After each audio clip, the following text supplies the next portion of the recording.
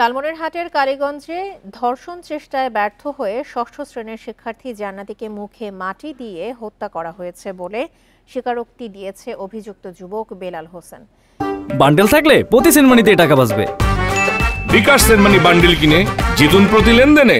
দুপুরে কালীগঞ্জে এক সংবাদ সম্মেলনে এই কথা জানিয়েছেন থানার ভারপ্রাপ্ত কর্মকর্তা সেলিম মালিক। বলেন, বৃহস্পতিবার সন্ধ্যায় জান্নাতি বেগমকে বাড়িতে একা পেয়ে ভুট্টা খেতে নিয়ে যায় বেলাল। পরে ধর্ষণ চেষ্টায় ব্যর্থ হয়ে তাকে মুখে মাটি দিয়ে হত্যা করে সে। শুক্রবার থানায় হত্যা মামলা হলে গ্রেপ্তার হয় বেলাল হোসেন। পরে পুলিশের রিমান্ডে হত্যার দায় স্বীকার করে বেলাল।